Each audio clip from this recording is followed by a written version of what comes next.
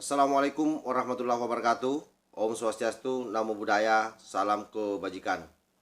Sahabat-sahabat Tolang Sembilang yang saya hormati dimanapun juga berada. Kali ini saya akan meneruskan video yang sangat viral di media sosial.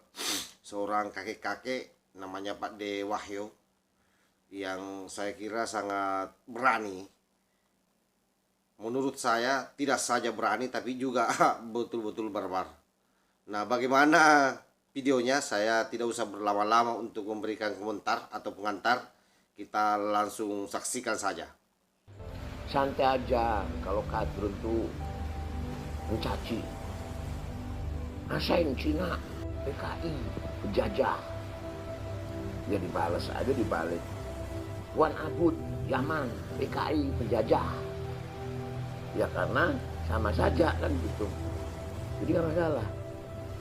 Kalau Wan Abud itu kan istilah buat nama, istilah buat Arab ke Yaman. Aseng itu istilah atau nama buat Cina. PKI itu di Cina disebut PKI karena negara Tiongkok itu negara Cina komunis sama. Yaman disebut PKI karena Yaman Selatan, Hadramaut itu adalah negara komunis. Kemudian Cina itu bangsa sama aja. Oh, Yaman itu bangsa.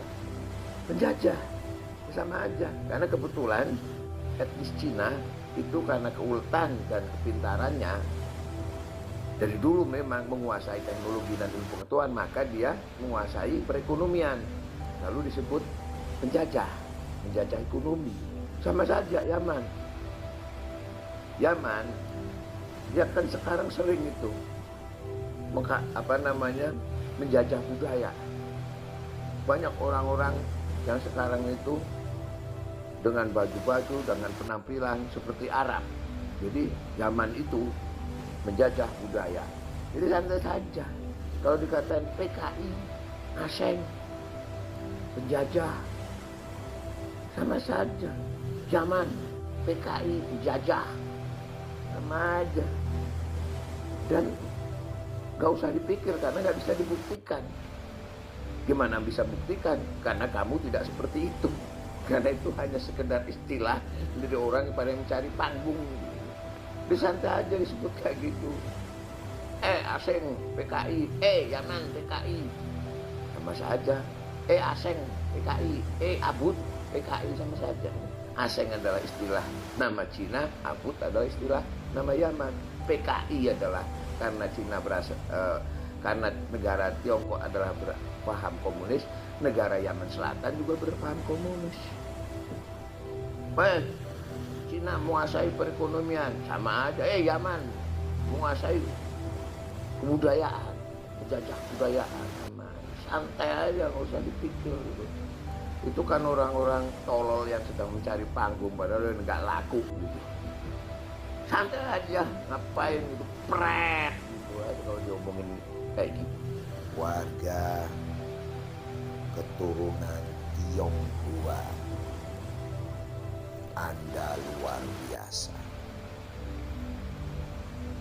Anda sabar dan bijak, mempunyai akhlak yang mulia, sering menjadi sasaran caci maki, di PKI kan, komuniskan, aseng-asengkan.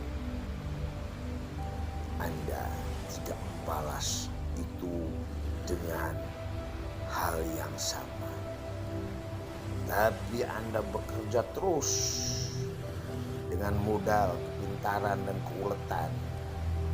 Akhirnya Anda menjadi sukses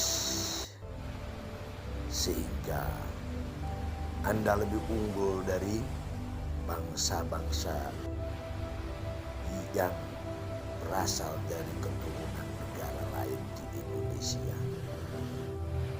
Luar biasa. Dan aku tidak keberatan jika ada yang bilang antek Cina.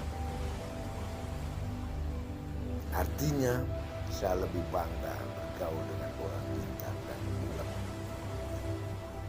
posisi apapun. Mau antek, mau temen, mau kawan, mau majikan.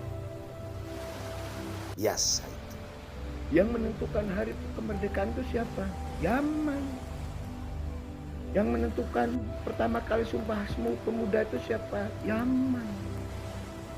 Orang-orang yang berkorban mati dibunuh Belanda yang perang di Surabaya, Ambarawa, Bandung dan lain-lain siapa? Yaman. Yang menciptakan lagu Indonesia Raya siapa? Yaman. Raja India siapa? Yaman. Presiden Amerika siapa? Yaman. Artis terkenal di India, Amjad Khan siapa? Yaman. Guterres siapa? Yaman. Presiden Tiongkok siapa? Yaman. Lim Swee Keng siapa? Yaman. Semuanya Yaman dah, itu borong man. Nah, itu tadi video yang kita sudah tonton secara bersama-sama. Bagaimana pendapat sahabat-sahabat apa yang disampaikan oleh Pak De Wahyu ini. Saya kira sekalipun disampaikan dengan nada yang sebenarnya cukup barbar juga ya, bahkan sangat barbar lah. Bagaimana dia tohok habis-habisan para kadrung-kadrung yang betul-betul sangat tidak beradab menurut Pak De Wahyu ini. Dan saya kira kita membutuhkan banyak Pak De Wahyu yang lain lah. Bagaimana caranya supaya narasi-narasi kadrung yang serampangan dan brutal itu bisa kita melakukan penetrasi dengan cara kita masing-masing, yang pasti bahwa orientasi kita cuma satu. Bagaimana ruang gerak orang-orang ini tidak terbuka secara lebar, atau bagaimana ruang geraknya bisa kita persempit, terutama di dalam menggaungkan pikiran-pikiran atau gagasan-gagasan kotornya. Kenapa? Karena sekarang hari ini menurut BNPT bahwa media sosial itu menjadi inkubator bagi proses kaderisasi yang mereka lakukan. Nah, kaderisasi yang saya maksudkan ini adalah bagaimana dia berupaya keras meyakinkan banyak orang, terutama orang awam ini, bahwa yang dia lagi perjuangkan adalah agama. Padahal pada prinsipnya kita sudah tahu bersama bahwa perjuangan yang dia gaungkan adalah perjuangan untuk kepentingan politik. Bagaimana Pancasila sebagai dasar negara kita itu diganti dengan sistem khilafah atau NKRI bersyariah yang versi FPI. Oleh karena itu, sahabat-sahabat semua dimanapun juga berada, penyampaian Pak De Wahyu ini, saya kira ini menjadi inspirasi buat anak muda. Seorang Pak De Wahyu saja yang sudah tua, dan bahkan kalau kita melihat Pak De Wahyu ini juga bukan orang Indonesia, tapi sangat mencintai negara ini. Dan bahkan boleh jadi banyak orang asli Indonesia yang kalah nasionalismenya oleh Pak De Wahyu ini. Dan itu fakta. Karena betapa banyak pengikut-pengikut kadrun-kadrun di luar sana yang mungkin tidak paham persoalan. Mungkin mereka menganggap bahwa yang diperjuangkan ini pentolan-pentolannya adalah betul agama.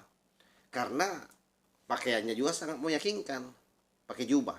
Padahal mestinya masyarakat tahu bahwa pakaian-pakaian seperti itu pakaian seperti yang disampaikan Pak De Wahyu. Jadi itu budaya, itu pakaian, itu budaya. Jadi jangan terjebak dengan simbol-simbol yang ada. Wallahul muwaffiq ila aqwamit thariq. Wassalamualaikum warahmatullahi wabarakatuh. NKRI harga mati. Salam Nusantara. Tanahku yang ku cintai,